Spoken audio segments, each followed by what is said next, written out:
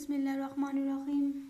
आज मेरा टॉपिक है स्ट्रेप्टोकोकस निमोनिया है। मैंने पिछले टॉपिक में हमने पढ़ा है स्ट्रेप्टोकोकस स्टेफिलोकोकस एरियस और उसके बाद हमने उसमें मैंने स्ट्रेप्टोकोकाई की प्रॉपर्टीज बताई थी कि स्ट्रेप्टोकोकाई क्या होता है। स्ट्रेप्टोकोकाई चेन में प्रेजेंट होता है। अगर हम लोग उसको माइक्रोस्कोपिकली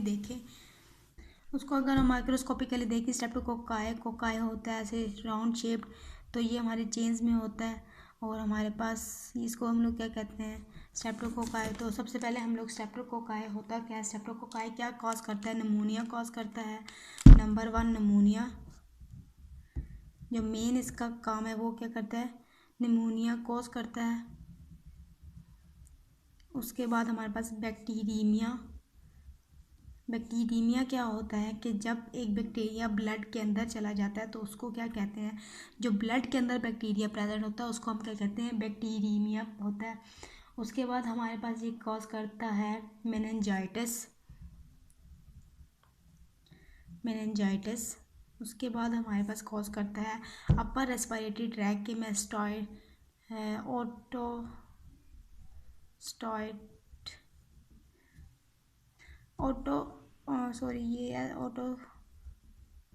ओटाइटिस मीडिया।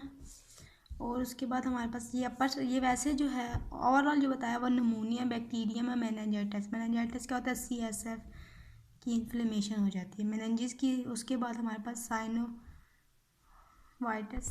साइनोसाइटिस और मैस्टाइटिस।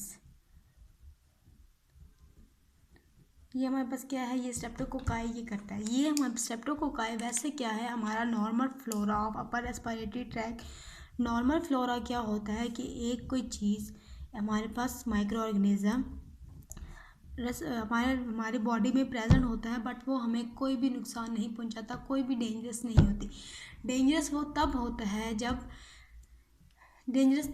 है जब उस बैक्टीरिया को मिलते हैं, उस बैक्टीरिया को ग्रो करने के लिए कोई ऐसे इफेक्ट्स मिलते हैं तो वो तब हमारे लिए डेंजरस हो जाता है। उससे पहले वो हमारे लिए कोई डेंजरस नहीं होता। जैसे ये अपर रेस्पिरेटरी ट्रैक में क्या होता है, अपर रेस्पिरेटरी ट्रैक का जो है हमारे पास नॉर्मल फ्लोरा है, बट डेंजरस हमारे पास कब होता है वो मैं आपको बताती हूँ कि वो डेंजरस कब होता है। डेंजरस तब होता है कि जब हमारे पास अपर रेस्पिरेटरी ट्रैक में जब हमारे पास अपनी इम्यूनिटी जो है, हमारी अपनी इम्यूनिटी वो कम हो जाती है। मतलब हमारी बॉडी जो है ना, उसका इम्यून सिस्टम वीक हो जाता है। तो क्या करता है स्ट्रेप्टोकोकाई निमोनिया इन्फेक्शन कॉज कर देते हैं हमारे रेस्पिरेटरी ट्रैक में। क्या होता है, जब हमारे पास हमारा अपना डिफेंस मैकेनिज्म काम करना कम कर देता है तो तब क्या करता है स्ट्रेप्टोकोकाई निमोनियाई वहाँ पे इन्फेक्शन। वैसे क्या है, हमारे पास नॉर्मल फ्लोरा है अपर रेस्पिरेटरी ट्रैक का। उसके बाद ये था। उसके बाद एंडोकार्डाइटिस भी कॉज करता है। क्या, एंडोकार्डाइटिस मतलब जो हमारे पास एंडोकार्डियम होती है हार्ट के एंडोकार्डियम लेयर, उसके अंदर हमारे पास इन्फ्लेमेशन कॉज कर देता है। वो क्या होता है, एंडोकार्डाइटिस होता है।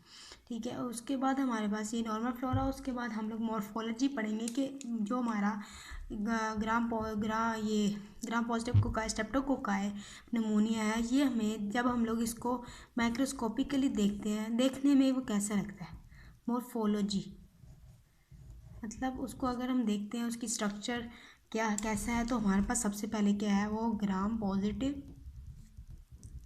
डिप्लोकोकाई। क्या है, डिप्लोकोकाई मतलब सिर्फ 2 कोकाइस हैं, ओनली 2 कोकाई डिप्लोकोकाई।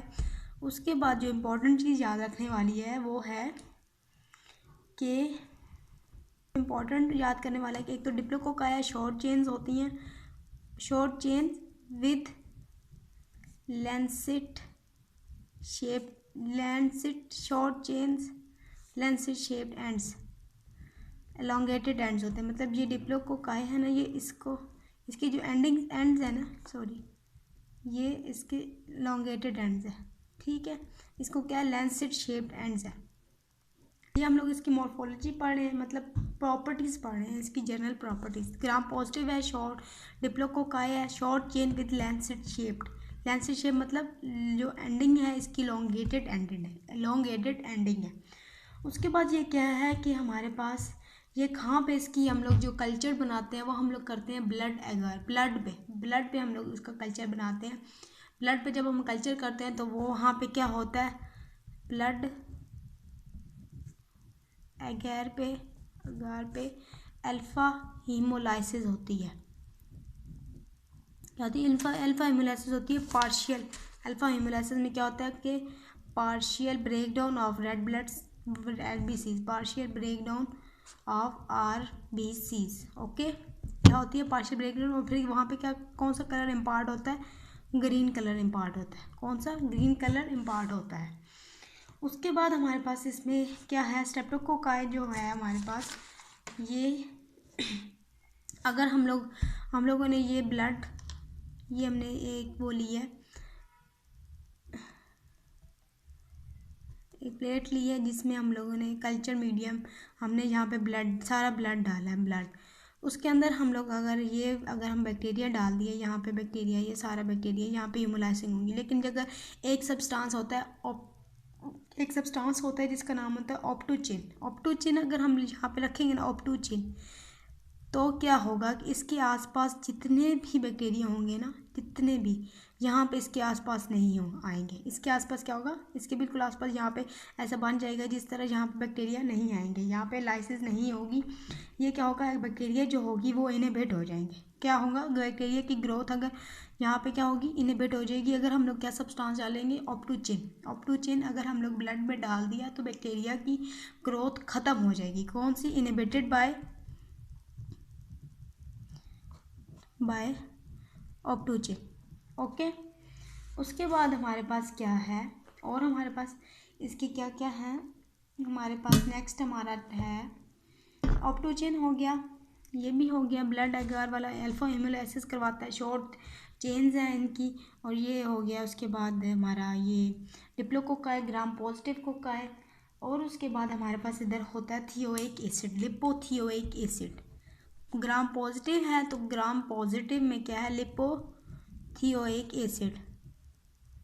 ये चीज़ें याद रखनी है आपने, ये हम प्रॉपर्टीज़ पढ़ रहे हैं, और यही चीज़ें फिर ना आगे पैथोजेनेसिस में भी होती हैं। ये सारी चीज़ें जब आपको प्रॉपर्टीज समझ आएंगी, इनकी मॉर्फोलॉजी प्रॉपर्टीज समझ आएंगी, तब आप आगे समझ सकेंगे कि पैथोजेनेसिस कैसे होती है। इनकी वजह से ही होती है, जो हमारे जितने भी ये ब्लड, ये लिपोथियोइक एसिड, जितने भी हमारे बैक्टीरिया के अंदर सब्सटेंसेस होते हैं, इनकी वजह से आगे पैथोलॉजी होती है कि आगे वो लोग कैसे पैथोजेनेसिस करते हैं, कैसे वो कोई भी डिजीज़ कॉज करते हैं।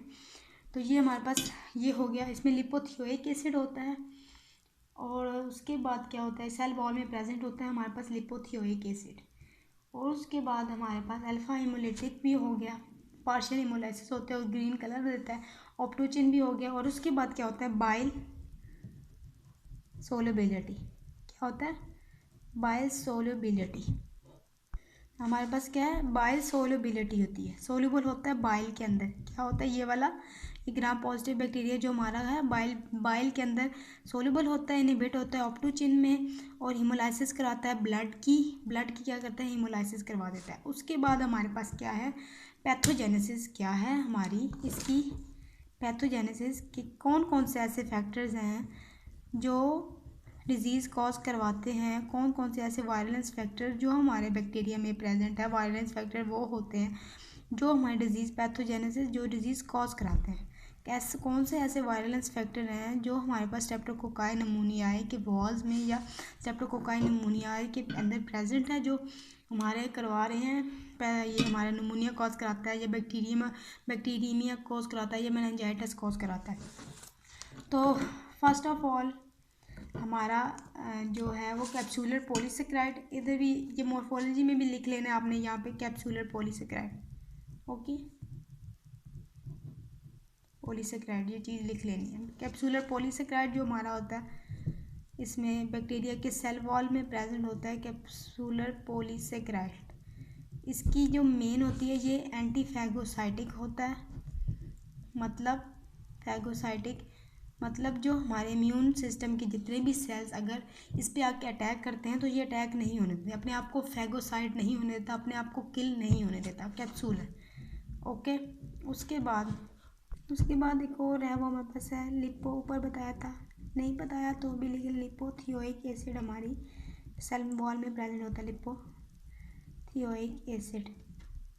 Okay, capsular polysaccharide lipoteichoic acid ये क्या करता है, ये हमारे पास इन्फ्लेमेशन कॉज करवाता है, एक्टिवेट कर देता है ये साइटोकाइंस को जो इन्फ्लेमेशन कॉज करवाता है। उसके बाद हमारे पास नेक्स्ट है नीमोलाइसिन। नीमोलाइसिन भी आपको पहले बताया है, नीमोलाइसिन ये क्या करवाता है हमारे पास, नीमोलाइसिन हीमोलाइसिस करवा देता है उसकी हमारे पास ब्लड की। उसके बाद नेक्स्ट इंपॉर्टेंट जो है हीमोलाइसिस करवाती है रेड ब्लड सेल्स की। क्या क्या बताया, कैप्सूलर पॉलीसेकेराइड,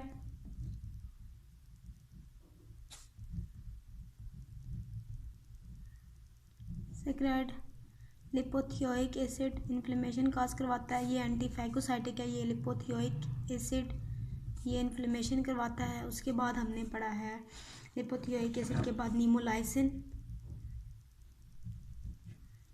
ये हीमोलाइसिस करवाता है रेड ब्लड सेल्स की, हीमोलाइसिस रेड ब्लड सेल की। उसके बाद हमारे पास मोस्ट इम्पॉर्टेंट IgA प्रोटीएस, जब कोई भी फॉरेन पार्टिकल हमारे ब्लड में हमारे रेस्पिरेटरी ट्रैक में आता है तो सबसे पहले क्या होती है, IgA जो इम्यूनोग्लोबिन्स ए जो होती हैं वो रिलीज़ होती हैं।